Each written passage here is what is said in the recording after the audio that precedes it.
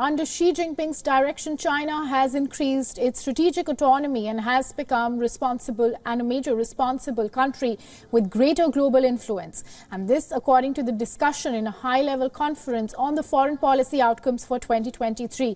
The conference had been hosted in Beijing, and Chinese President Xi Jinping also delivered his key address at the Central Conference on work relating to foreign affairs. Now, the conference that was conducted by Chinese Premier Li Qiang was attended by top officials of the ruling Communist Party of China, the military, and China's envoys. Now, this also included Chinese Foreign Minister Wang Yi. Those specific details of President Xi's address were not disclosed. He was reported to have reviewed China's diplomatic relations with various countries, and these included the US amidst the ongoing Russia-Ukraine war, the West Asia conflict, and other ties with India over the military deadlock in eastern Ladakh.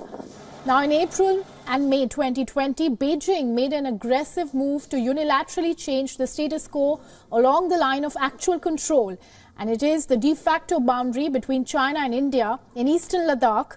Beijing deployed a large number of troops of the Chinese PLA in the region. Now, the Indian Army, too, had to deploy additional troops to resist Chinese PLA's move to push the LAC westward. And this resulted in a military standoff, which is still ongoing. And Xi is the only Chinese leader after Mao Zedong to continue in power for an unprecedented third five-year term. And he has been the key person in pushing for China's diplomatic and military influence worldwide since he began his presidency in 2012. And the world watches as China under Xi Jinping asserts itself on the global stage. And this, along with navigating complex diplomatic challenges and shaping its role as a major player in international affairs.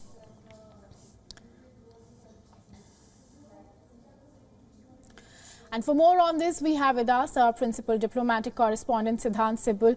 Siddhant, now China's Xi Jinping mentions frozen ties with India with a military standoff in eastern Ladakh, and which is during his high-level 2023 foreign policy outcomes meeting in Beijing. What are your comments on this?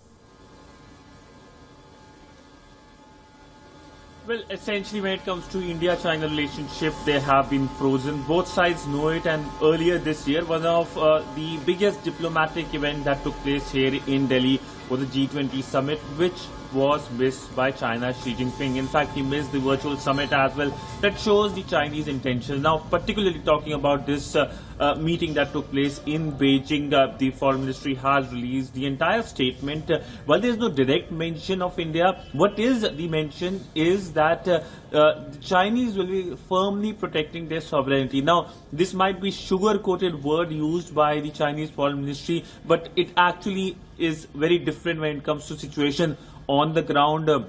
With India, we know that the LAC incident is something, the Galwan incident is something that had led to the downfall in the relationship, but not that China has changed its behavior with India or with any other country in the region. In fact, this year saw China issuing a map that claims sovereign territories of other countries, from Philippines to countries in the ASEAN, India of course, and India in fact was the first country to object to it, and in all we saw almost 10 countries rejecting Beijing's new map. So while Chinese government might be claiming that it is safeguarding its sovereignty, it is wording with Chinese characters, which basically means that China will continue with its provocative behavior in the region, which is worrisome for the entire world.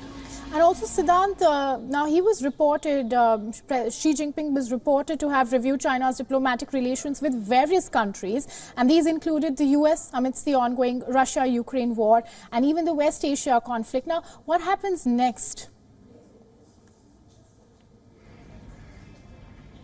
Well, essentially, this conference was to talk about the foreign policy of China. Now, one of the key foreign policy planks of the Chinese government has been Belt and Road Initiative, and there has been significant mention of the BRI in the entire statement which has been released by the foreign ministry. Now, while China might be claiming lofty ideas about the BRI, how it has helped the world and how it is a platform for international cooperation, that is opposite to what it has been doing. It has been creating debt crisis in the region.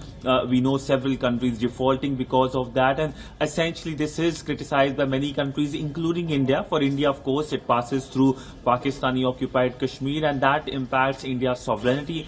And India, of course, never joined it. We saw Italy earlier this year saying that it's withdrawing from the BRI project. It was the only G7 country to be part of the BRI and has now withdrawn from it. So essentially, there was no direct mention, as I said, but indirectly there was kind of indications of conversations. And when it comes to US, when it comes to Russia, when it comes to India, ASEAN, naturally there will be conversation of how China plans to take its relationship forward with them.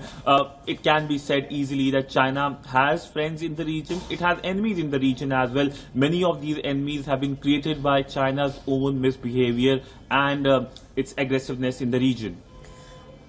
All right, Siddhant, and for our viewers who are just joining in, our correspondent Siddhant has joined us to give us more details on China. Xi Jinping mentions frozen ties with India over the military standoff in eastern Ladakh during a high-level 2023 foreign policy outcomes meeting in Beijing. Well, thank you, Siddhant, for joining us and giving us those updates.